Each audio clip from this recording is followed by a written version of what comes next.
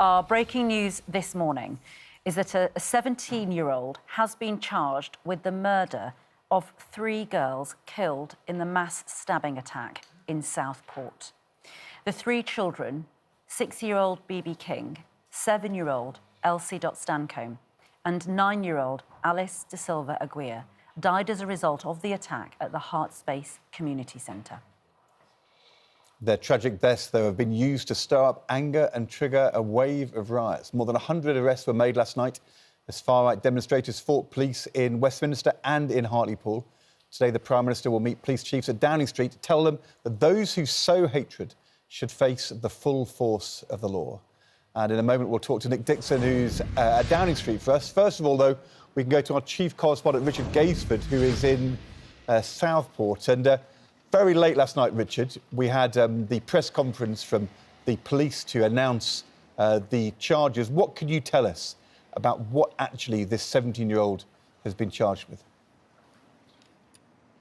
Well, firstly, to say he can't be named for legal reasons, and he will face those 3 charges of murder alongside 10 counts of attempted murder and 1 charge of possession of a bladed article. It's expected that he will appear this morning at Liverpool City Magistrates, and the Crown Prosecution Service really keen to make sure that this is a fair trial.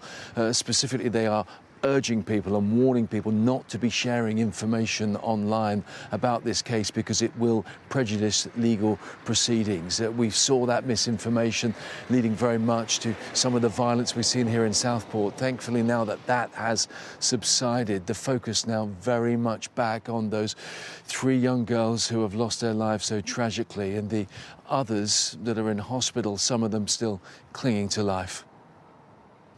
A card left for a classmate killed in the most unimaginable of circumstances. Bella missing her 6-year-old friend BB. This family's come to lay flowers in memory of the daughter of a family friend. 7-year-old Elsie, also murdered at the holiday club. So it must be so hard to explain what has happened here. It's horrific. Jack is obviously older, he understands. Amelia's too little, really, but I'm a children's nurse as well, so everything. I know full well what the girls will have done at Alderhay to fight for their life, and you hug your kids even closer. Jasmine, tell me, when you're looking at all of these messages and the teddy bears and things, what are you thinking about? I'm thinking so sad for all the parents of the 3 girls, how devastated they will be to actually think that their child have gone. 9-year-old Alice was killed whilst dancing. Her aunt, Albertina, spoke to ITV News in Madeira. It's very painful, she said. Nobody expected this, even more so in the way that it happened. A tragedy. Nobody in the world is prepared for this. In Southport, there's a community desperate to rebuild. In a day, they managed to erase most of the marks of a night of violence, rapidly clearing away the debris of a riot, patching up roads and replacing walls that are being torn down to provide missiles for a far-right mob to fling at police. But healing the mental scars here in Southport won't be as easy.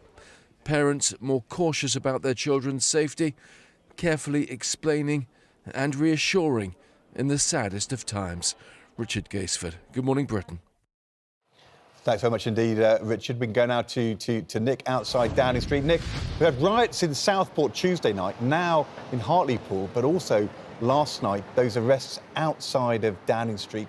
The violence has actually come to the door of the Prime Minister. And as you said, and we said in the news, he's now calling a meeting today, a summit with police leaders in Downing Street. What is the message the Prime Minister is going to deliver to police leaders, but also to the country?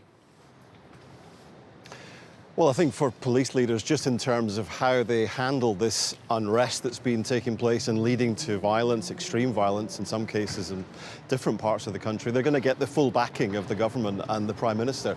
Here in London last night, right outside Downing Street, a protest was taking place, and quite quickly, really, it seemed to spiral out of control, partly down to the fact that flares were thrown at the gates of Downing Street.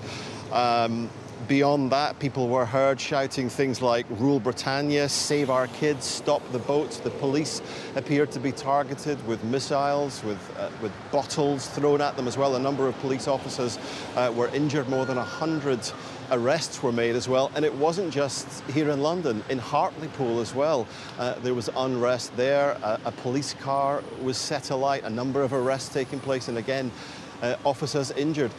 Downing Street has given us a statement just ahead of that briefing that's taking place with police leaders later.